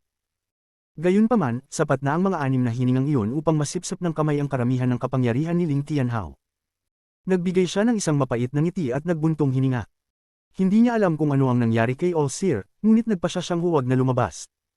Kailangan niyang pumasok sa closed-door cultivation upang makabawi ng maraming lakas hanggat maaari. Samantalang ang paghahanap kay Wang Lin para mag-higanti, sobrang takot ni Ling Tianhao. Sa sandaling naisip niya ang ideya, agad niya itong itinapon mula sa kanyang isipan. Ayaw niyang makaharap ang kakaibang kamay. Nasa labas ng tore si Wang Lin sa Dalu Sword Sect. Ang dagat ng mga apoy ay nawala at pinalitan ng isang alon ng maliwanag na liwanag mula sa heaven-defying bead. Sa sandaling lumitaw ang maliwanag na liwanag, naramdaman niyang nahati ito sa dalawa. Isang sinag ang tumungo patungo kay Ling Tianhao sa malaking tore at ang isa ay pumasok sa walang hanggan. Hindi niya alam kung saan ito nawala. Gayunpaman, hindi nagtagal, bumalik ang dalawang sinag ng liwanag ng halos sabay at pumasok sa heaven-defying bead. Sa sandaling iyon, ang heaven-defying bead ay biglang nanginginig. Ang pattern ng araw sa heaven-defying bead ay kumislap ng maliwanag. Pagkatapos ng pagpasok ng dalawang sinag ng liwanag, nagsimula itong mag-ikot ng dahan-dahan. Maliban kay Wang Lin, wala nang ibang makakakita nito. Dahil sa matinding reaksyon ni Ling Tianhao, nagsipagtakbuhan ang lahat ng disipulo, ngunit puno sila ng kalituhan. Mukhang normal si Wang Lin, parang walang nangyaring anuman. Ngunit, dahil sa pagsipsip ng heaven-defying bead ng Extreme Yang, isang malaking alon ang naganap sa loob ng kanyang katawan. Nagsimulang mag-ikot ng mas mabilis ang pattern ng araw sa heaven-defying bead. Naging isang bagyong liwanag ito na kalaunan ay pinalibutan ng buong katawan niya sa loob ng liwanag. Ang liwanag na ito ay naglalaman ng kaunting init. Hindi lamang na hindi siya nakaramdam ng anumang hindi komportable, siya ay sobrang komportable. Nang mapuno ng liwanag ang kanyang katawan, nakaramdam si Wang Lin ng kapayapaan. Nagsimula ring mag-ikot ng mas mabilis ang pinagmula ng enerhiya sa loob ng katawan niya. Tuwing makukumpleto nito ang isang cycle, isang manipis na sinag ng liwanag ang pumasok dito. Sa kalaunan, nagkaroon ng kaunting init ang pinagmula ng enerhiya ni Wang Lin. Habang nagbabago ang pinagmula ng enerhiya, nagsimula ring magbago ang pinagmula ng kaluluwa ni Wang Lin. Ang kanyang pinagmula ng kaluluwa ay orihinal na isang sinaunang Thunder Dragon, ngunit ngayon, isang malaking bilang ng pulang usok ang lumitaw sa itaas nito. Kabanata 977. Heaven-defying bead muling nagbubukas, 3. Ang mist ay kulay pula at dahan-daang umiikot. Unti-unti itong naging mas malakas habang ito ay sumisipsip ng liwanag. Hindi lamang ang kanyang origin soul, pati na rin ang kanyang katawan ay dahan-daang nagbago sa ilalim ng liwanag. Ang kanyang ancient god body ay already very strong, at pagkatapos sumipsip ng liwanag na ito, naging mas malakas pa ang kanyang katawan. Habang lumilipas ang oras, ang balat ni Wang Lin ay unti-unting naging pula. Ang mga patak ng pawis ay nawawala habang tinatangay ng hangin. Bagamat nagdulot ito ng kaunting lamig, hindi ito naramdaman ni Wang Lin. Isang mainit na atmosfera ang lumitaw sa loob ng 1,000 talampakan mula sa kanya. Kung may sinuman na magtangkang lumapit, sila ay hihinto ng init. Kung susubukan nilang magpasok, ang kanilang kaluluwa ay agad na masisira. Naupo si Wang Lin sa tahimik na kapaligiran na ito ng 10 araw. Sa loob ng 10 araw, hindi siya gumalaw at naging malalim ang pagninilay sa mga malalaking pagbabago na nangyayari sa kanyang katawan. Ang kanyang cultivation ay kulang na lamang ng kaunting pagkaunawa upang maabot ang mid-stage ng Nirvana Scryer matapos ang laban ng All Heaven at ng Alliance. Sa loob ng mga 10 araw na ito, walang pagbabago sa kanyang cultivation. Sa wakas, ang pagkaunawa ay isang bagay na kailangang hanapin, hindi puwersahang makuha. Ngunit sa ika-11 araw, habang ang Heaven-defying Deed ay nagbago muli, nagbago rin ang sitwasyong ito. Ang araw sa Heaven-defying Deed na mabilis na umiikot ay bumagal, at bago magtanghali ng ika-11 araw, ito ay tuluyang tumigil. Ngunit sa oras na tumigil ito, ang ikatlong mata ni Wang Lin ay kusang nagbukas. Isang kumislap ng pulang liwanag ang naganap at ang source energy ay lumabas at pumasok sa araw na pattern sa Heaven-defying Deed. Isang malaking bahagi ng source energy ni Wang Lin ay mula sa Battle Scrolls. Isang maliit na bahagi naman ay sinipsip mula sa apoy mula sa tatuklan sa planetang Suzaku. Ang mga ito ay parehong pinagmula ng origin energy kaya madaling nagsanib at nanatili sa ikatlong mata. Ito ang huling panghuling asero na inihanda ni Wang Lin para sa laban. Sa sandaling ito, ang bihirang source origin ay pumasok sa Heaven-defying Deed. Para itong isang susi para sa Heaven-defying Deed na natagpuan. Ang Heaven-defying Deed ay nag-shake at isang malakas na puwersa ang lumabas. Ang puwersang ito ay nagdala ng origin soul ni Wang Lin sa Heaven-defying Deed. Nararamdaman ni Wang Lin ang kanyang paningin na maghunos, at nang maibalik ang kanyang paningin, nakita niya ang pamilyar na tanawin. Sa lugar na parang walang hanggan, may isang malaking pinto. Ang pintong ito ay kasing taas ng kalangitan at si Wang Lin ay parang langgam sa harap nito. Titig na titig si Wang Lin sa pinto. Tuwing tinitingnan niya ito, siya'y laging nabibigla. Noong nakaraan, isang sulyap lang ang nakita niya sa loob nito, at nang magising siya, bahagya niyang naisip ang pinagmulan ng origin. Matapos mag-isip ng matagal, lumutang si Wang Lin papalapit at papalapit sa pinto. Habang lumalapit siya, ang pinto ay umuga at isang puwang ang bumukas. Sa sandaling lumitaw ang puwang na ito, isang hindi maisip na epekto ang nagmula-mula sa loob. Ang epekto na ito ay naramdaman pero hindi nakita. Nang tumama ito kay Wang Lin, siya'y nagulat at huminto sa paggalaw. Tulad ng dati, siya ay napadaan sa isang trance. Ngunit ngayon, sa sandaling pumasok si Wang Lin sa trance, isang mainit na hangin ang nagmula sa pinto at pumasok sa katawan ni Wang Lin. Ito ay nagdulot ng panginginig sa kanyang isip at siya ay nagising. Extreme Yang.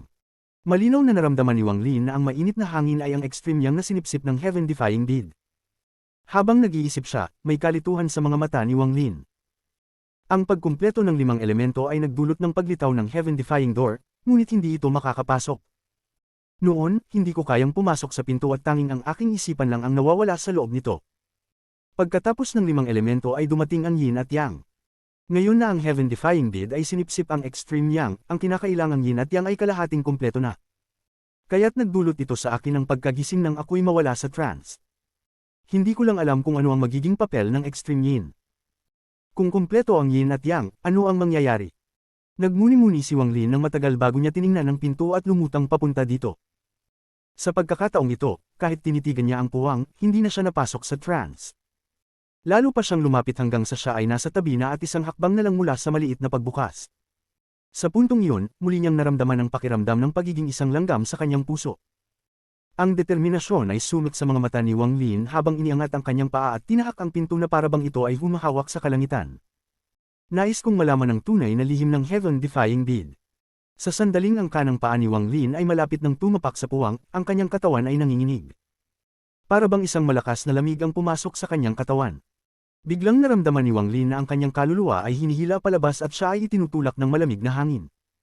Siya'y nawawala sa walang katapusang puwang. Habang patuloy na umaatras, naramdaman ni Wang Lin na siya ay pumasok sa isang bakas. Naramdaman niyang lumiliit siya, at ang kanyang 1000 taon ng cultivation ay nagbaligtad. Lahat ng bagay ay na-rewind hanggang siya ay naging isang sanggol sa sinapupunan ng kanyang ina.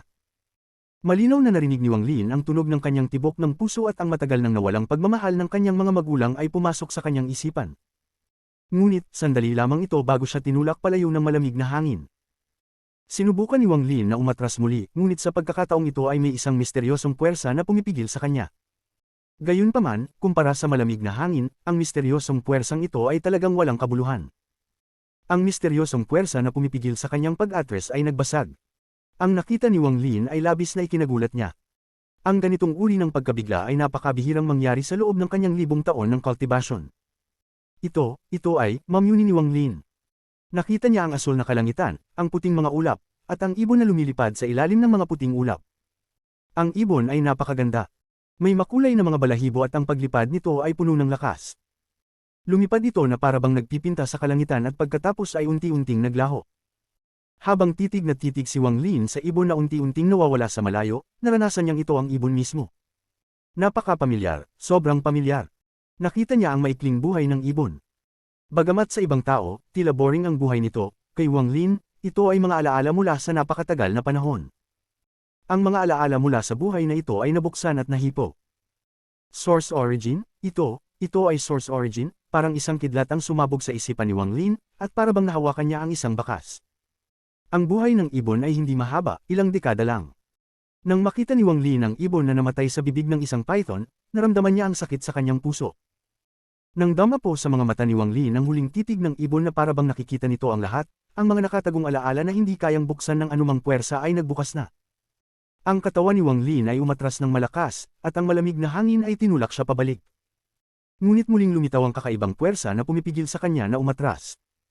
Sa pagkakataong ito, ang puwersang ito ay mas malakas kaysa dati. Ang malamig na hangin ay walang epekto sa misteryosong puwersang ito. Ang laban ng dalawang puwersa ay parang isang walang katapusang pagsabog. Matapos ang matagal na panahon, isang bitik ang lumitaw sa hadlang na nabuo ng misteryosong puwersa. Dumaan ang katawan ni Wang Lin sa puwang, at sa sandaling iyon, nakita niya ang pulang liwanag. Bago pa niya ito makita ng malinaw, isang hindi maisip na puwersa ang nagmula sa loob ng bitik na pumasok siya at tinulak ang kanyang katawan. Nararamdaman ni Wang Lin na ang kanyang katawan ay pumutok at nahati sa libu-libong piraso. Habang siya ay tinutulak pabalik, ang buong katawan niya ay gumuho. Sa sandaling gumuho ito, biglang binuksan ni Wang Lin ang kanyang mga mata. Nakatayo pa rin siya sa paanan ng malaking heaven-defying door. Ang kanyang kanang paa ay nakataas at malapit ng tumapak sa loob. Huminga ng malalim si Wang Lin at ang pagkabigla sa kanyang mga mata ay unti-unting nawala. Ang lahat ng iyon ay nangyari sa sandaling iniangat niya ang kanyang paa. Sa sandaling iyon, ang bitik sa heaven-defying door ay dahan-daang nagsara. Pagkatapos ay naging malabo at nawala bago ang mga mata ni Wang Lin.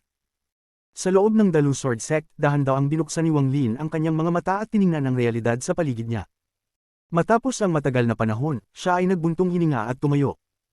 Sa sandaling tumayo siya, isang napakalakas na aura ang sumabog mula sa kanyang katawan. Ang aura na ito ay labis na malakas at umabot na sa tuktok ng mid-stage Nirvana Scryer. Kung ganun ito pala ang source origin. Kabanata 978. Makitid na daan. Ang kanyang peak mid-stage Nirvana Scryer Cultivator Origin Energy ay dumaan sa planeta Dalu na parang isang bagyong hamampas. Isang vortex ang nabuo na may Wang Lin bilang sentro. Ang vortex na ito ay umaatungal habang pinalilibutan ng buong planeta. Dahil dito, bigla ang naramdaman ng bawat disipulo ng Dalu Sword Sect na parang may bundok na humahampas sa kanila. Ang kanilang spiritual energy ay nagsimulang kumilos ng kusa upang lumaban. Parang kung hindi nila ito ginawa, hindi nila kakayanin. Mula sa malayo, tila may isang mabangis na vortex sa itaas ng planeta Dalu. Si Wang Lin ay nasa gitna ng vortex, ang kanyang buhok ay sumasabog sa hangin. Ang kanyang kamay ay nakatago sa kanyang likod habang nakatingali siya at tinitingnan ang kalangitan. Ang kanyang mga mata ay kumikislap ng maliwanag, para bang naglalaman ng makulay na kalanggitang punong-puno ng mga bituin. Ang titig na iyon ay dama po sa mga mata ng mga disipulo ng Dalu Sword Sect, at siya ay naging parang isang walang katapusang nilalang sa kanilang mga mata. Tahimik lang si Wang Lin na nakatayo. Tahimik niyang tinitingnan ang kalangitan at tahimik na ninanamnim ang pagninilay-nilay sa kanyang puso. Maaaring ang buhay na iyon ay ang aking nakaraang buhay, habang nag-iisip si Wang Lin, siya ay naiintriga sa lahat ng nakita niya nang itaas niya ang kanyang paa bago ang heaven-defying door.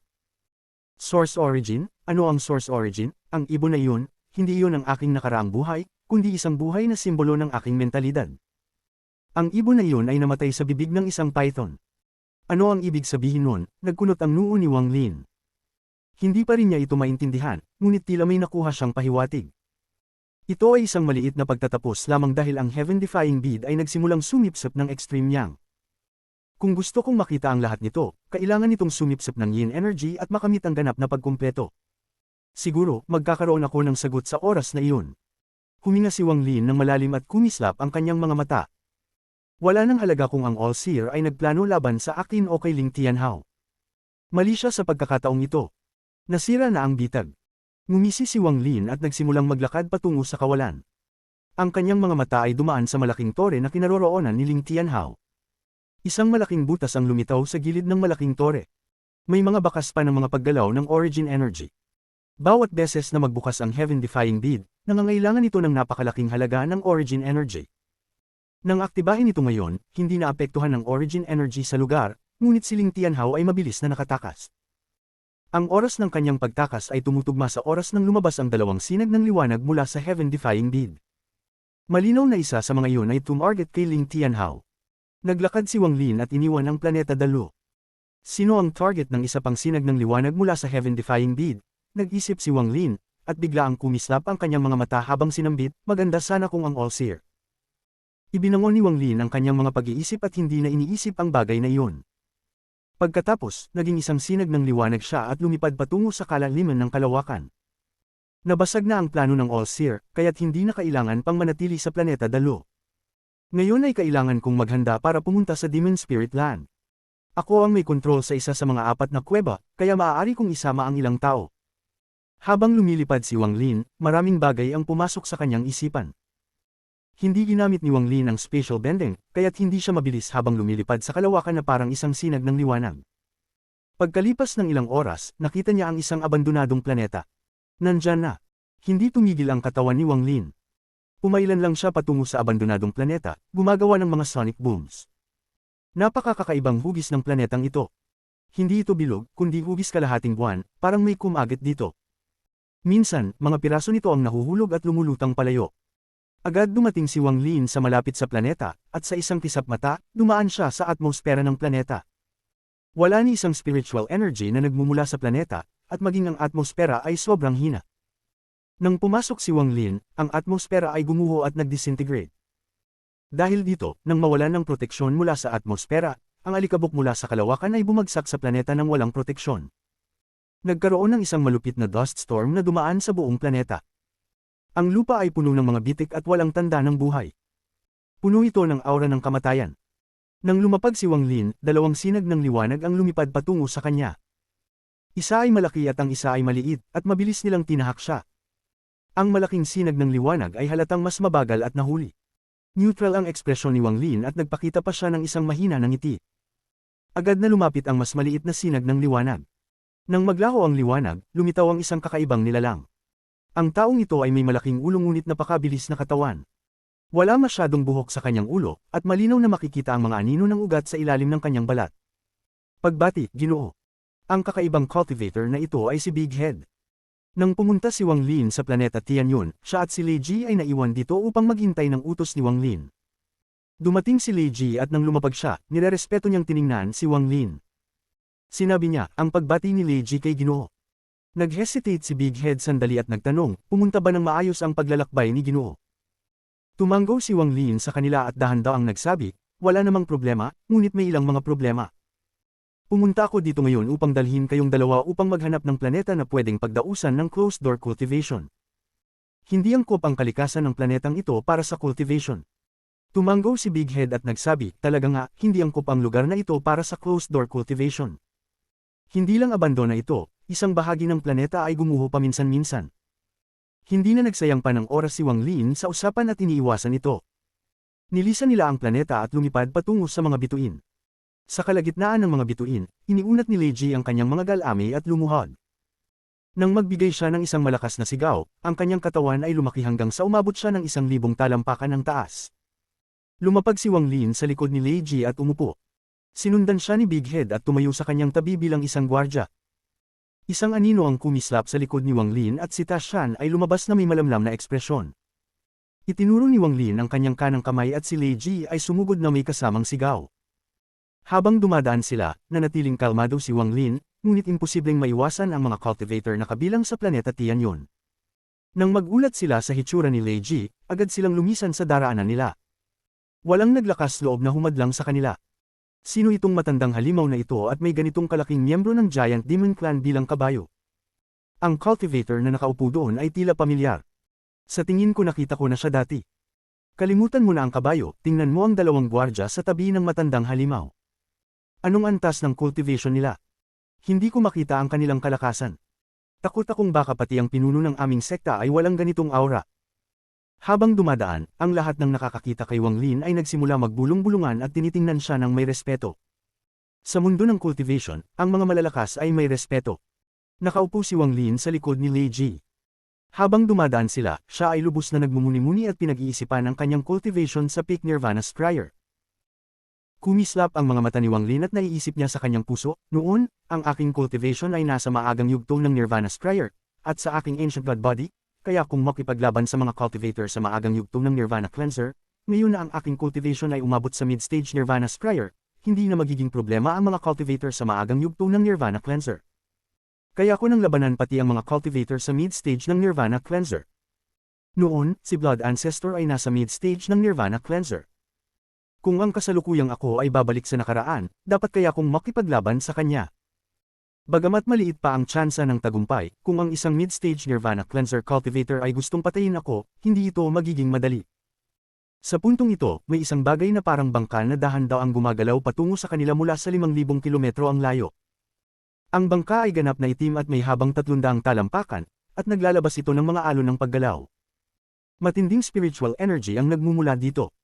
Dahil dito, agad na napansin ng sinuman na hindi ito ordinaryo. Mayroong isang malaking armchair sa bangka at isang matandang lalaki na nakaupo dito. Ang kanyang katawan ay sobrang laki, parang isang bundok ng laman. Sa kanyang tabi ay may 7 o 8 magagandang babae. Bawat isa sa kanila ay labis na kaakit-akit at nakasuot ng mga damit na seda na malalandi at halos walang takip. Pinalilibutan nila ang matandang lalaki na may sweet talk na paminsan-minsan ay nagpapatawa sa matanda. Ang ilan sa mga babaeng ito ay may hawak na mga garapon ng alak o prutas. Bagamat ang ilan ay walang hawak, nasa likod nila ang mga babaeng nagmamasahe sa likod ng matanda. May 2 babaeng nakahiga sa mga braso ng matanda. Tila hindi nila kinapopota ng bundok ng laman ng matandang ito at sweet talk na nakangiti siya. May 7 lalaking nakasuot ng mga itim na robo ang nakatayo sa paligid ng matanda at mga kaakit-akit na babae. Nakatayo sila ng hindi gumagalaw, para silang mga bangkay, ngunit may matinding aura na nagmumula sa kanila. Ang kanilang malamig na mga mata ay nakatitig sa harapan, at hindi sila nagsalita ni isang salita habang naruroon. Mayroong daan-daang cultivator sa paligid ng bangka. Lahat sila ay nakasuot ng asul at nakatayo sa mga sinag ng sword energy. Sila ay mga gwardya ng matanda. Ang malaking kamay ng matanda ay damapo sa puwet ng isa sa mga babae sa kanyang mga braso. Tumawa siya habang kinuha ang isang tasa ng alak at uminom. Nang siya ay magsasalita, siya ay napakunot ang noo at tumingin sa harapan. Walang nakapansin ng kakaibang pangyayari. Nag-isip ang matanda ng sandali bago siya naglabas ng malamig na mga mata. Inabot niya ang tasa ng alak sa isang babaeng malapit sa kanya at kalmadong sinabi, "Magbuhos ka ng alak para sa akin." Mabilis na kinuha ng babae ang garapon ng alak at nagbuhos ng isang buong tasa. Sa mga sandaling iyon, may mga alon ng paggalaw mula sa malayo. Isang figure ang papalapit patungo sa kanila. Tama nga, siya nga. Ang taba sa katawan ng matandang may bundok ng laman ay nanginginig at kumislap ang kanyang mga mata. Kinuha niya ang tasa ng alak sa kanyang kamay at ininom ito ng buo. Sa puntong ito, ang 7 lalaking nakasuot ng itim na robo sa bangka ay sabay na itinaas ang kanilang mga ulo. Ang kanilang mga mata ay kumislap at sabay-sabay silang lumipad sa 7 sinag ng liwanag. May papalapit. Mayroon kang 3 segundo para makaalis sa daan. Kahit sinong magkasala ay papatayin. Ang lamig ay lumitaw sa mga mata ni Wang Lin. Bagamat siya ay lubos na abala sa kanyang origin energy, ang kanyang divine sense ay kumalat. Nang matutunan ng matandang may katawan ng bundok ng laman na nandoon si Wang Lin rin ay natutunan na nandyan ang matanda. Kabanata 979. Master Halloween, 1. Dati, hindi madaling mabuo ni Wang Lin ang anino ng isang sinaunang braso ng Diyos sa isang suntok lamang. Kailangan niyang gamitin ang kanyang buong kapangyarihan para magpakita ng isang braso, ngunit kahit na ganoon, ang braso ay magiging mas transparent. Gayunpaman, sa ngayon ay maaari niyang ibato ang mga ganitong uri ng suntok. Sa isang suntok, hindi man lang nakalapit ang stone tablet kay Wang Lin. Nabangga lang ito sa suntok. Ang stone tablet ay hindi inaasahang marupok at gumuho kapag nadikit. Nabasag ito sa hindi mabilang na mga fragment at nabaliw. Nagulat ang matanda at naging malungkot ang ekspresyon nito. Gayunpaman, sa sandaling ito, ang suntok na ibinato ni Wang Lin ay sumara. Maririnig ang mga pagsabog ng sonic boom.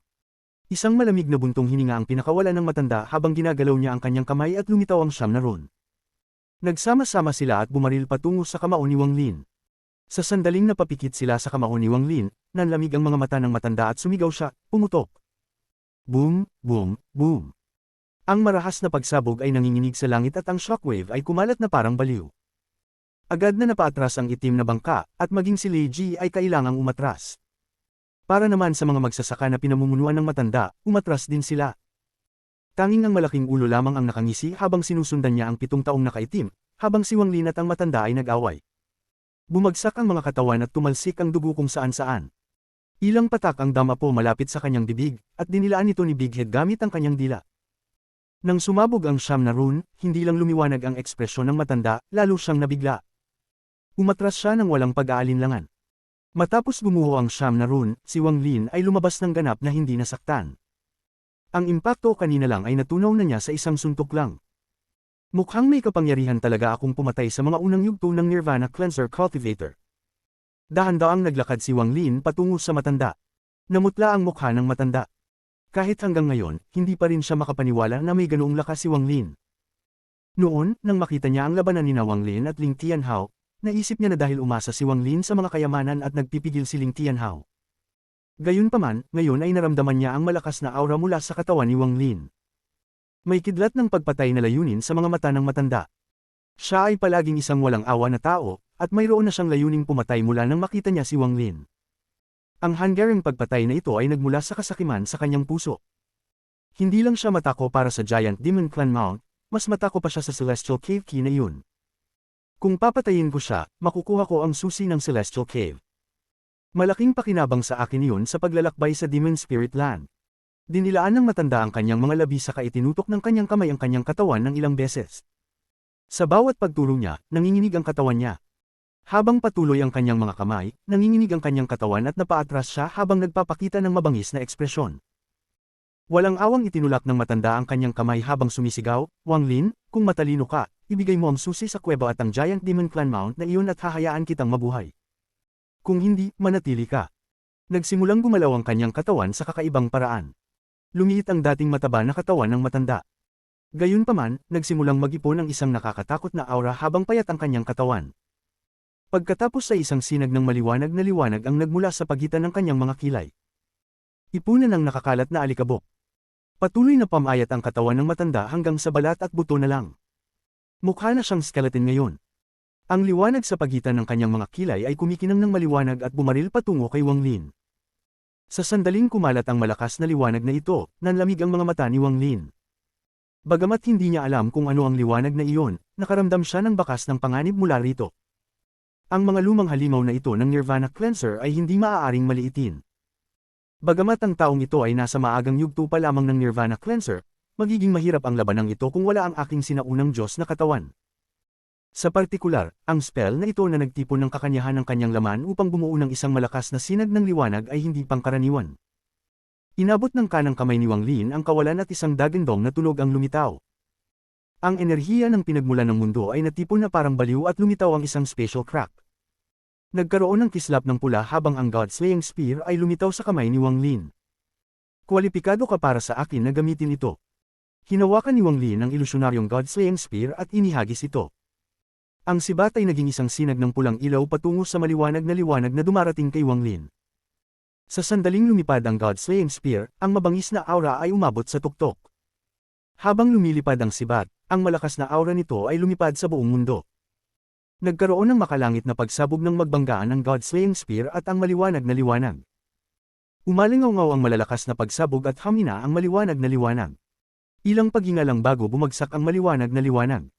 Sinisingil ng God-slaying spear ang matanda. Gulat na gulat ang matanda sa sitwasyon at napuno ng kawalang paniwala ang kanyang mga mata. Gusto niyang umatras, ngunit mas mabagal siya kaysa sa God-slaying spear, at malapit na itong tumusok sa kanya. Sa sandaling ito, hinampos ng matanda ang kanyang bag na hawak at lumitaw ang isang maliit at berdeng kalasag sa kanyang kamay. Inilipat niya ang kalasag sa kanyang harapan at bumangga ito sa God-slaying spear. Ang maliit na kalasag ay nanginig at siya ay napaatras, ngunit walang lumalabas na bitik sa kalasag. Ang matanda ay umubo ng isang subo ng dugo at gumamit ng pagtakas ng dugo upang tumakbo gamit ang maliit na kalasag. Ang bilis ng isang Nirvana Cleanser Cultivator gamit ang pagtakas ng dugo ay hindi maisip. Kabanata 980. Master Halloween, 2. Nang kunin ng matandang lalaki ang kalasag, kumislap ng maliwanag ang mga mata ni Wang Lin. Ramdam niya ang mahina ngunit matinding aura ng isang sinaunang Diyos na nagmumula sa maliit na kalasag. Yaman ng sinaunang Diyos. Nang makita ng matandang lalaki na tumakas siya, patuloy na umatake ang God-slaying spear hanggang sa naging mas transparent ito at sa huli ay nawala. Isang malamig na kislap ang nakita sa mga mata ni Wang Lin habang tumapak siya at nagkaroon ng mga alon sa ilalim ng kanyang mga paa. Ito ang unang pagkakataon na ginamit ni Wang Lin ang spatial bending sa ilalim ng impluwensya ng planetang Tianyun. Bigla siyang nagsanib sa mundo at nawala. Ang puso ng matandang lalaki ay kumabog nang makita niya ito. Nanlumo siya at para siyang nawalan ng ulirat. Nang hindi nagatubili, damyugo siya at gumamit ng blood escape upang tumakas. Basa ng pawis ang kanyang noo at sumigaw sa kanyang puso, spatial bending. Alam ni Wang Lin ang spatial bending. Ang spatial bending ay hindi alam ng lahat. Ang kaalaman tungkol dito ay nangangahulugang may karapatan kang maging invincible sa mga cultivator na may parehong antas ng cultivation. Ang cultivation level ng taong ito ay mas mataas kaysa sa akin at alam niya ang spatial bending. Ang laban na ito, ang mukha ng matandang lalaki ay naging mapotla at takot ang pumuno sa kanyang mga mata. Habang siya ay umatras, lumitaw ang mga alon sa kanyang tabi at lumabas si Wang Lin. Itinaas ni Wang Lin ang kanyang kanang kamay, gumawa ng kamao, at mabilis na naglabas ng isang suntok. Sobrang lapit siya sa matandang lalaki. Sa oras na itinaas niya ang kamao, hindi siya aabot ng 7 pulgada mula dito. Mula sa malayo, parang tumatakbo ang matandang lalaki papunta sa kamao. Ang sinaunang Diyos na aura mula sa kamao ay bumuo ng isang bagyong malapit ng lumunin ang matandang lalaki. Ang mga mata ng matandang lalaki ay kumurap at mabilis na sumigaw. Kakasama, maawa ka. Pakiusap, pakinggan mo ang aking mga salita. Isang beses lang. Ang mukha ng matandang lalaki ay mapotla at ang kanyang puso ay kumabog ng mabilis. Matagal nang hindi siya nakaranas ng ganitong uri ng panganib sa buhay at kamatayan. Ang buong katawan niya ay naging manhid at iniwan ang kanyang dangal upang magmakaawa. Biglang huminto ang kanang kamay ni Wang Lin nang ang kamao niya ay 1 pulgada na lang ang layo sa ilong ng matandang lalaki. Malamig niyang tinitigan ang matandang lalaki. Ang noo ng matandang lalaki ay punong-puno ng pawis habang tinitingnan ng kamao sa harap niya. Malinaw niyang naramdaman ang lakas na nakapaloob sa suntok. Kung tumama ito sa kanya, tiyak na maguguho ang kanyang katawan. Kapag nasira ang katawan niya, malamang ay hindi makakatakas ang kanyang kaluluwa. Dahil pupunta ka sa Celestial Cave sa Demon Spirit Land at tiyak na kakailanganin mo ng tulong, handa akong magbigay ng tulong bilang kabayaran sa nangyari ngayong araw. Ang mga mata ni Wang Lin ay malamig at mahirap basahin. Habang nakatingin si Wang Lin, ang matandang lalaki ay nag-isip ng masama at nagsabi, bilang karagdagan, ibibigay ko sa iyo ang magic shield na ito. Ito ang pinakamakapangyarihang protektibong yaman na mayroon ako. Kung mayroon ka nito, malaking tulong sa iyo ito sa Celestial Cave. Habang nagsasalita ang matandang lalaki, pinunasan niya ang marka niya sa shield at ibinigay ito kay Wang Lin. Nag-isip si Wang Lin sandali at dahan-daw ang ibinaba ang kamao. Kinuha niya ang shield at inangat-ingatan ito pagkatapos tiningnan ng mabuti. Nang makita ng matandang lalaki na ibinaba ni Wang Lin ang kamao, huminga siya ng maluwag at dahan-daw ang tiningnan si Wang Lin. Itinaas ni Wang Lin ang kanyang kanang kamay at gumawa ng seal. Sa isang galaw ng kamay, isang restriction ang lumabas. Ito ay ang parehong slave imprint na ginamit kay Big Head, at tumama ito sa pagitan ng mga kilay ng matandang lalaki. Hindi naglakas loob ang matandang lalaki na tumutol at pinayagan si Wang Lin na ilagay ang seal. Ang seal ay kumislap ng ilang beses sa pagitan ng mga kilay ng matandang lalaki bago ito nawala. Pakialaman mo ang iyong mga bagay at sundan mo ako. Hindi man lang tiningnan ni Wang Lin ang matandang lalaki bago siya nawala. Nang magbalik siya, nakatayo siya sa likod ni Lei Ji. Pagkatapos, umupo siya. Ang 7 lalaki sa itim ay pinatay na ni Big Head. Hinaplos ang kanyang mga labi, bumalik si Big Head sa tabi ni Wang Lin. Ang matandang lalaki ay huminga ng malalim at mabilis na bumalik sa barko. Tinawag niya ang lahat ng kanyang mga disipulo, at pagkatapos magbigay ng ilang utos, pinayagan niyang umalis sila gamit ang barko. Dumating siya sa likod ni Lei Ji bago si Wang Lin at ngumiti ng may kalungkutan. Sundin ang utos ng kakasama, inayos ko na lahat ng maliliit na bagay. Ang tunay kong pangalan ay Chen Feng at ang palayaw ko ay Master Halloween. Ngayon, natalo ako kay kakasama at wala akong pagsisisi. Ako, si Chen Feng, ay tutuperin ang aking pangako na tutulungan ka sa Demon Spirit Land. Gayunpaman, sana, pagkatapos nating makabalik, alisin mo ang seal at walang magiging alitan sa pagitan natin. Tahimik na tiningnan ni Wang Lin si Chen Feng at mabanggit niyang mabigat, ang seal ko ay hindi malakas. Kung gusto mong alisin ito, madali mo itong magagawa. Ngumiti ng malungkot si Chen Feng at nilingan ang seal. Alam niyang ito ay isang bagay na kayang mag-seal ng mga cultivator ng Nirvana Scryer. Kung nais niya, hindi magtatagal para masira ito. Gayunpaman, hindi siya naglakas loob na magsapantaha at natakot pa kay Wang Lin dahil dito. Sa kanyang pananaw, isang patibong ito. Kung magtitiwala siya kay Wang Lin at susubukang sirain ito, tiyak na magpapalabas ng mas malakas na puwersa. Hindi magtatangka si Wang Lin na maging kumpiyansa kung hindi ito totoo. Ang taong ito ay may malalim na plano, kaya hindi ko siya dapat maliitin. Paano ko ikukumpara ito sa isang Nirvana Cleanser Seal? Bagaman ito ay magpapakita ng pansamantalang pagpaparaya, patuloy akong mag-iisip ng paraan para sirain ito. Ngunit, ginawa niyang magmukhang madaling sirain ang seal na ito, ngunit sa totoo lang, may nakatagong patibong dito. Paano ko naman maglakas loob na hawakan ito? Ngumiti ng malungkot si Chen Feng. Ito ang tunay na layunin ni Wang Lin. Sa katunayan, ang tunay niyang antas ng cultivation ay nasa peak mid-stage Nirvana Scryer lang, kaya paano siya makakapag-seal ng Nirvana Cleanser na cultivator? Ang lahat ng ito ay nakasalalay sa mga taktika. Ang planong ito ay bumuo ng isang hindi nakikitang seal, at kung gagamitin ng maayos, mas malakas pa ito kaysa sa anumang seal sa buong mundo. Tahimik na sinabi ni Wang Lin, kung susundin mo ang aking mga utos, ibabalik ko ang iyong kalayaan kapag nakalabas tayo sa Demon Spirit Land. Tumango si Chen Feng at hindi na nag-aksaya ng salita bago umupo. Sa oras na ito, labis siyang pinayat, ngunit pagkatapos mag-ensayo, dahan-dahan siyang muling lumaki. Napakakakaibang pamamaraan ng cultivation niya. Inalis ni Wang Lin ang kanyang tingin.